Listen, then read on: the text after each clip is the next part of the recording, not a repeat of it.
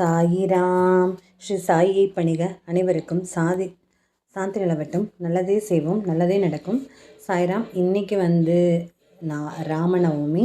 உங்கள் எல்லாத்துக்கும் இனிய ராமநவமி திருநாள் வாழ்த்துக்கள். நீங்கள் எல்லோரும் சந்தோஷமாக, நிம்மதியாக, ஆரோக்கியமாக, ஒற்றுமையாக வாழணும்னு நான் சாயப்பாட்ட வேண்டிக்கிறேன். உங்களால் முடிஞ்சால் இன்றைக்கி சாய் சச்சரிதத்தில் 6வது அத்தியாயம் கேளுங்க. புக்கு இல்லாதவங்க இந்த சாய் சச்சரிதம் 6ஆம் அத்தியாயம் போட்டிங்கன்னா வரும். அதில் ஒரு அத்தியாயம் கேளுங்க. ராமநவமியை பற்றி, சாயப்பாவை பற்றி அதில் சிறப்பாக போட்டிருக்கு. சாயப்பாவோட நாமம் ராமநாமத்தோடு சேர்ந்துருக்கு பாருங்கள். ஜெய் சாய்ராம், ஓம் சாய்ராம் அப்படின்னு சொல்லிட்டு அவர் கூட ராமர் உங்களை காக்கட்டும்னு சொல்லுவார். அத்தகைய ராமரை பற்றின ஸ்பெஷலானது தான் நம்ம பார்த்துட்ருந்தோம். இன்றைக்கி ராமநவமி வந்துருச்சு. இன்னும் ஒரு 6-7 நாளுக்கு ஆமாம், இன்னும் ஒரு 7-8 நாளைக்கு அந்த ஸ்பெஷல் இருக்க போகுது. ஆனாலும் இன்றைக்கி ராமரோட கதையை பற்றி நீங்கள் கேட்டுக்கணும் இல்லையா? நம்மளுக்கு இன்றைக்கி வருதுன்னா எல்லாமே சிறப்புடையது. ஏன்னா சாயப்பாவோட டிவோட்டிஸ்க்கு எல்லாருமே விஷ்ணு சகசரநாமத்தை படிக்க சொல்லியிருக்காரு சாயப்பா. ஒவ்வொருத்தருக்கும் ஒவ்வொன்றும் சொல்லியிருக்காரு. நம்மளை தேடி ஏன் அந்த விஷ்ணு சகசரநாமம் வருதுன்னா நம்மளுக்கு சாயப்பா அதை படிக்க சொல்லியிருக்காருன்னு அர்த்தம். இந்த விஷ்ணு சகசரநாமம் இருக்குல்ல, அது 1000 திருநாமம். அந்த 1000 திருநாமத்துக்கு ஈக்குவலானது என்னன்னா ராமநாமம் அப்படின்னு சொல்கிறாங்க. சரிங்களா? ஸ்ரீராம ஜெய ராம ஜெய ஜெய ராம, ஸ்ரீராம ஜெய ராம ஜெய ஜெய ராம, ஸ்ரீராம ஜெய ராம ஜெய ஜெய ராம, ஸ்ரீராம ஜெய ராம ஜெய ஜெய ராம, ஸ்ரீராம ஜெய ராம ஜெய ஜெய ராம, ஸ்ரீராம ஜெய ராம ஜெய ஜெய ராம. மகாவிஷ்ணுவின் 10 அவதாரங்களில் ஸ்ரீராம அவதாரமும் ஸ்ரீ கிருஷ்ண அவதாரமும் சிறப்பாக கொண்டாடப்படுகிறது. ஜென்மாஷ்டமியாக கிருஷ்ண ஜெயந்தி கொண்டாடுவது போல ஸ்ரீராம நவமி கொண்டாடப்படுகிறது. இறைவன் ஸ்ரீராமருக்கு இந்தியா முழுவதும் ஏராளமான பக்தர்கள் உள்ளனர். அத்தோடு எண்ணற்ற கோயில்களும் உண்டு. தமிழகத்தில் உள்ள பெருமாள் ஆலயங்களில் ராமநவமி பிரம்மோற்சவங்கள் நடைபெற்று வருகின்றன. சித்திரை மாதம் புனர்பூச நட்சத்திரமும் சுக்லபட்ச நவமி திதியும் கூடிய திருநாள் ஸ்ரீராமனின் பிறந்த நாள். இந்த தினத்தையே புண்ணியம் தரும் ஸ்ரீ ராம நவமியாக கொண்டாடுகின்றோம். இந்த ஆண்டு ராமநவமி திருவிழா என்ற தினம் நாடு முழுவதும் சிறப்பாக கொண்டாடப்படுகிறது. ராம நவமி நாளில் நாம் என்னென்ன பொருட்களை தானமாக தர வேண்டும் என்று பார்க்கலாம். மகாவிஷ்ணு மனிதராக அவதரித்தது ஏன்? அரக்கன் ராவணனின் கொடுமைகளால் துன்புற்ற தேவர்கள் மகாவிஷ்ணுவிடம் பிரார்த்தித்தார்கள்.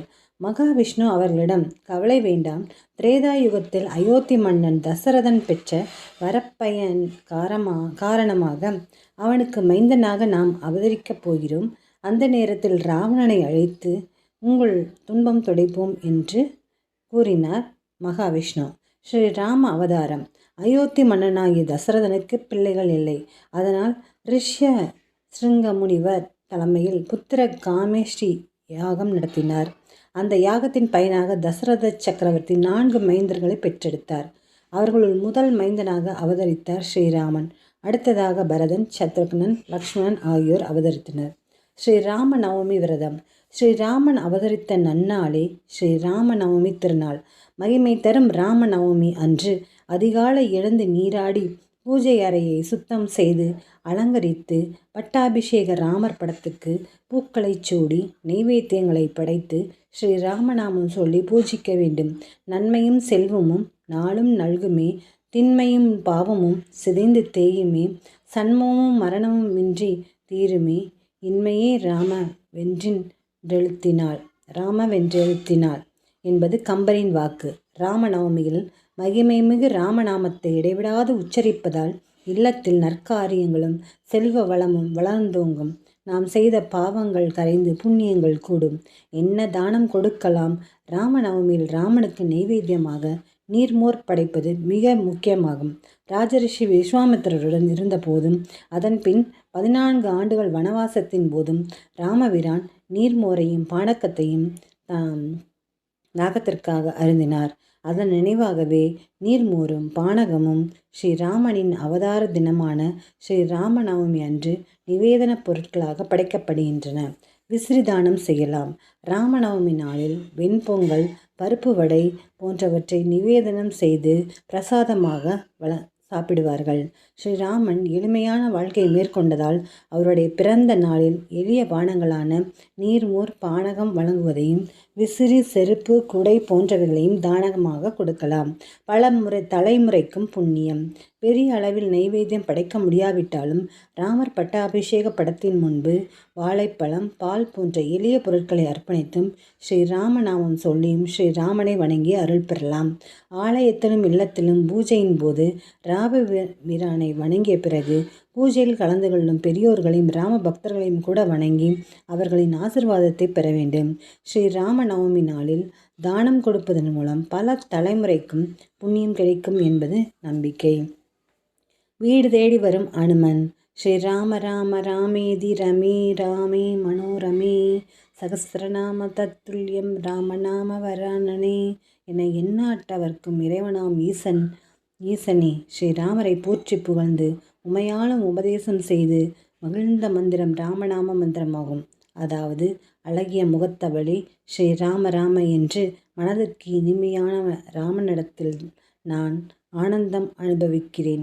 அந்த ராமநாமம் சகஸ்ரநாமத்திற்கு சமமானது என்று பார்வதி தேவியிடம் ராமநாமத்தின் மகிமையை சிவபெருமான் கூறி மகிழ்ந்தாராம். ராமநவமி அன்று ராமநாமம் உச்சரிக்கப்படும் இடங்களிலெல்லாம், ராமாயணம் படிக்கப்படும் இடங்களிலெல்லாம் அங்குள்ள அடியவர்கள் மீது ஸ்ரீ ஆஞ்சநேயர் எழுந்தருளச் செய்து ஆனந்திப்பாராம்.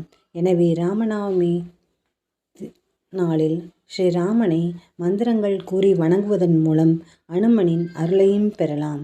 எல்லோரது வாழ்வும் ஸ்ரீராமனின் அருளால் சிறந்து விளங்க நாம் பிரார்த்திக்கிறோம்.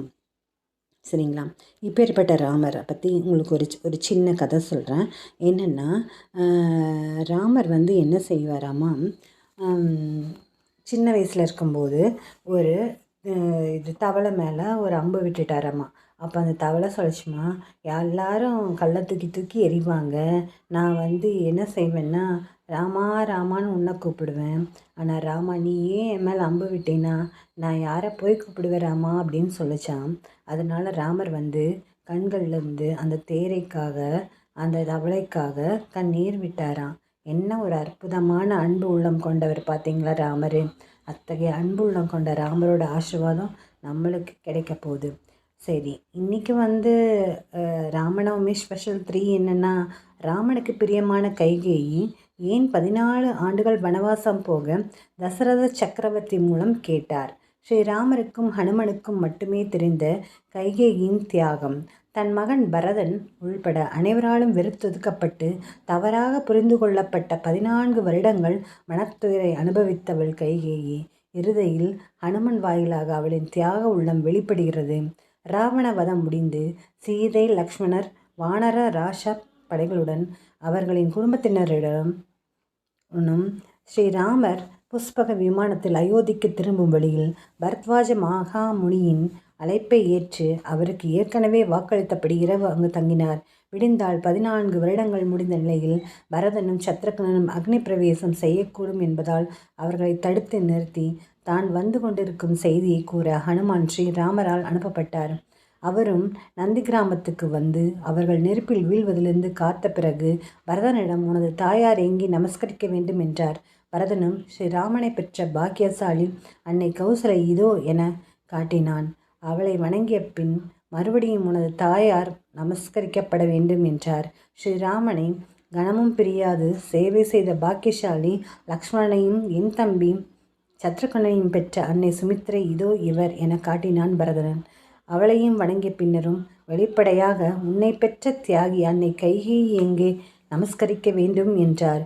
துணுக்குற்ற பரதன், அவள் மகா பாவியாயிற்றே, அவளுக்கு மகனாக பிறக்கும் அளவுக்கு பாவம் செய்து விட்டேனே என நான் வருந்தாத நாளில்லை. அவளுக்கு நீங்கள் ஏன் நமஸ்காரம் செய்ய வேண்டும் என கேட்டான். அப்போது ஹனுமன் பின்வருமாறு பிறர் அறியா கைகேயின் பெருமைகளை கூறினார். பரதா, நீயோ இந்த உலகமோ உன் தாயாரை அறிந்து கொண்ட லட்சணம் இவ்வளவுதான். உன் தாயார் எவ்வளவு தன்னலமற்ற தியாகி தெரியுமா? தசரதரின் தாயார் இந்துமதி மிகுந்த இலகிய மனம் படைத்தவள். செடி கொடியிலும் உயிரோட்டத்தை உணர்ச்சிகளை கண்டவள். அவளுடன் ஒரு நாள் சிறுவனாய் தசரதன் உத்தியானவனத்தில் திரிந்தபோது தளதளவென பொன்னிறத்தில் மினுமினுத்த தளிர் ஒன்றை கொடியிலிருந்து ஒடித்து விட்டான். ஒடித்த இடத்திலிருந்து பால் வடிவதைக் கண்டு பதறிய இந்துமதி தன் குழந்தையான தளிரை பிரிந்து, இந்த கொடி எப்படி கண்ணீர் விடுகின்றதோ அப்படியே உன் மகனை பிரிந்து நீ கண்ணீர் வெடித்து மடிவக் கடவாய் என சாபமிட்டாள். பின்னர் இளைஞனான தசரதன் வேட்டைக்குச் சென்ற இடத்தில் ரிஷிகுமாரனான சிரவணன் குடுவையில் தன் தாய் தந்தையின் தாகம் தீர்க்க தண்ணீர் மொள்ள அதை யானை தண்ணீர் குடிப்பதாக கருதி சப்தவேதி எனும் அஸ்திரத்தினால் அவனை கொன்றதினால் உயிர் நீங்கும் முன் புத்திர சோகத்தினால் உயிர் நீக்க கடவாய் என்று அவனது கண்ணிழந்த தாய் தந்தையால் தசரதன் சபிக்கப்பட்டார். தசரதர் பெற்ற இந்த 2 சாபங்களையும் பற்றியும் நன்கு அறிந்திருந்தவள் கைகேயி. ஏனென்றால் கைகேயிக்கு ஜோதிடம் நன்றாகவே தெரியும். தசரதர் ஸ்ரீராமருக்கு எவ்வளவு சீக்கிரம் பட்டாபிஷேகம் கட்ட முடியுமோ அவ்வளவு விரைவில் முடிசூட்ட நிச்சயித்து தன் அரசவை ஜோதிடர்களை வற்புறுத்தி குறித்த முகூர்த்தத்தின் பின்விளைவுகளையும் பல கலைகளும் சாஸ்திரங்களும் அறிந்த தன் தந்தையிடமிருந்து தான் முழுமையாக கற்றிருந்த ஜோதிடத்தின் மூலம்மா கோசல ராஜ்யத்தின் ஜாதகத்தினை ஆராய்ந்து நன்கு அறிந்திருந்தாள் கைகேயி. அந்த முகூர்த்தப்படி ஸ்ரீராம பட்டாபிஷேகம் நிகழ்ந்திருந்தால் ராஜ்ய பாரத ஸ்ராமன் அன்று அமர்ந்திருந்தால் அதுவே அவனது ஆயுளை முடித்திருக்கும். புத்திர சோகம் தசரதனை முடித்திருக்கும். புத்திர சோகம் எப்படியும் நிகழ வேண்டும் எனும்போது அது ஸ்ரீராமனை விட்டு தற்காலிக பிரிவா நிரந்தர பிரிவா என்பதுதான் பிரச்சனை. தனக்கு வைதவ்யம் வந்துடும் என்று தெரிந்திருந்தும் ஸ்ரீராமனின் உயிரை காப்பாற்ற நிச்சயித்தாள் உன் அன்னை. அந்த கணத்தில் அரணாக இருப்பவன் உயிர் நீப்பது ராஜ்யத்தின் ஜாதக அமைப்படி நிச்சயம் என்ற நிலையில் ஏற்கனவே ஆண்டு அனுபவித்து முதியவராகிவிட்ட தசரதர் உயிர் நீப்பதே மேல் என அவள் எண்ணினாள். அப்போது கூட அவள் கேட்க விரும்பியது 14 நாட்கள் வனவாசம். வாய் தவறியது 14 நாட்கள் என்று வந்துவிட்டது. ஒரு கணம் கூட ஸ்ரீராமனை பிரிவதை சகிக்காத தசரதற்கு இதுவே உயிரை கொள்ளும் விஷமாகிவிட்டது. எந்த பெண் தன் சௌமங்கல்யத்தை கூட பணயம் வைத்து மாற்றான் மகனை காப்பாள்? ஸ்ரீராமனிடம் கைகேயி கொண்ட பிரியம் அத்தகையது. நீ ராஜ்யத்தை ஏற்க மாட்டாய் என்று நன்றாகவே அவளுக்கு தெரியும். ஆகவேதான் அத்தகைய வரத்தை கேட்டாள். ஒரு கால் நீ ஏற்றால் ராமனின் உயிர் காக்க உன்னையும் இழக்க அவள் தயாராக இருந்தாள். அவள் மகா தியாகி. அந்த புனிதவதியால் தான் எங்கோ வனத்தில் கிடந்த எங்களுக்கெல்லாம் ஸ்ரீராமனின் தரிசனம் கிட்டியது. கரதூஷணர் முதலாக ராவணன் வரை பல ராட்சசர்களின் வதமும் நிகழ்ந்தது. அந்த புண்ணியவதியைத்தான் நாம் அனைவரும் வணங்க வேண்டும் என்றார் ஹனுமன். மேலும் உன்னைவிட ஸ்ரீராமரிடம் மிகவும் அன்பும் பாசமும் அதிகமும் கொண்டவர் தான் சிறுவயதில் உன் தாய் கௌசல்யாவிடமிருந்ததை விட உன் தாயிடம் அதிக நேரம் ஸ்ரீராமனும் வளர்ந்தார். கைகேயி அவர் ஏன் இப்படி செய்தார் என்று ஒரு நிமிடம் யோசிக்க மறந்துவிட்டாயே பரதா. அப்போதுதான் பரதன் முதலானவர்களுக்கு கைகேயின் உண்மை உருவம் புரிந்தது. தாயே, எத்தனை முறை உங்களை கழிந்து பேசியிருப்பேன். நீங்கள் ஒரு உன்னதமான தாய் என்பதை நிரூபித்து விட்டீர்கள் என்று கண்ணீருடன் தன் தாயின் காலில் விழுந்தார் பரதன். ஸ்ரீமத் ராமாயணத்தில் தன்னலமற்ற இன்னொரு மங்கையும் திரைமறைவில் உண்டு. அவளையும் பார்ப்போம். ஸ்ரீராமரும் சீதையும் வனவாசத்துக்கு கிளம்பிவிட்டனர். அவர்களுக்கு சேவை செய்ய லக்ஷ்மணரும் கிளம்பிவிட்டார். கிளம்பியவர் தன் மனைவி ஊர்மிளரிடம் விடை பெற்று கொள்ள அவளது அந்தப்புரத்துக்குச் சென்றார். தன் மீது தன் கணவர் கொண்ட பிரியம் ஊர்மிளைக்கு தெரியுமாதலால் இதே பிரியத்துடன் அவர் கானகம் சென்றால் தன் நினைவும் விரகதாபமும் அவரை சரிவர அவர் கடமை செய்ய விடாது அலைக்கலைக்கும் என அவள் வருந்தினாள். ஆகவே அவர் தன்னை வெறுக்கும்படித்தான் நடந்து கொள்ள வேண்டும் என நிச்சயித்தாள் ஊர்மிளை. தன்னை நன்றாக அலங்கரித்து கொண்டு லக்ஷ்மணனை வரவேற்க தயாரானாள். லக்ஷ்மணன் வந்து கானகம் செல்வதை பற்றி கூறியவுடன் தந்தை காட்டுக்கு போகச் சொன்னது உங்கள் அண்ணனையே தவிர உங்களை அல்லவே. நீங்கள் ஏன் கஷ்டப்பட வேண்டும்? அண்ணிதான் அண்ணனை மணந்து பாவத்துக்கு அவர் பின்னால் போகிறார். நானாக இருந்தால் போக மாட்டேன். வாருங்கள் என்னுடன், நான் மிதிலைக்கு போய் சௌக்கியமாக வாழலாம் என்றாள். லக்ஷ்மணன் கோபத்துடன், நீ இவ்வளவு மோசமானவளா? நீ வர வேண்டாம். என் முகத்திலும் நீ விழிக்க வேண்டாம். இங்கே சுகமாக படுத்து தூங்கு. என் அண்ணனுடனும் அண்ணியுடனும் நான் போகிறேன் என்றான். உங்கள் தூக்கத்தையும் சேர்த்து கொடுத்தாலும் நிம்மதியாக தூங்குவேன் என்றாள் சிரித்துக்கொண்டே ஊர்மிளை. அப்படியே ஆகட்டும் என கூறி சென்ற லக்ஷ்மணன் ஊர்மிளைக்கு தன் தூக்கத்தை தந்துவிட்ட காரணத்தால் 14 ஆண்டுகளும் தூங்காது ஸ்ரீராமனுக்கு சேவை செய்ய முடிந்தது. ஊர்மிளை செய்த தியாகத்தினால் அவளுடைய நினைவும் லக்ஷ்மணனை வாட்டவில்லை. ஸ்ரீராம பட்டாபிஷேகம் முடிந்த பிறகு சீதையின் வாயினால் உண்மை அறிந்த லக்ஷ்மணன் அவளின் தியாக மனமறிந்து ஊர்மிளையை எப்போதையும் விட அதிகமாக நேசித்தான். இந்த உலகில் எதையும் ஆராய்ந்து நம்பக்கூடாது என்பது இந்த நிகழ்ச்சி விளக்குகிறது. பொறுமையை விட மேலான தவமும் இல்லை, திருப்தியை விட மேலான இன்பமும் இல்லை, இரக்கத்தை விட உயர்ந்த அறமும் இல்லை, மன்னிப்பதை விட ஆற்றல் மிக்க ஆயுதமும் இல்லை. தோல்விகள் சூழ்ந்தாலும் இருளை விளக்கும் கதிரவன் போல் அதனை நீக்கி அடுத்தடுத்த வெற்றி படியில் காலடி எடுத்து வையுங்கள். முடியும் வரை அல்ல, உங்கள் இலக்கினை அடையும் வரை.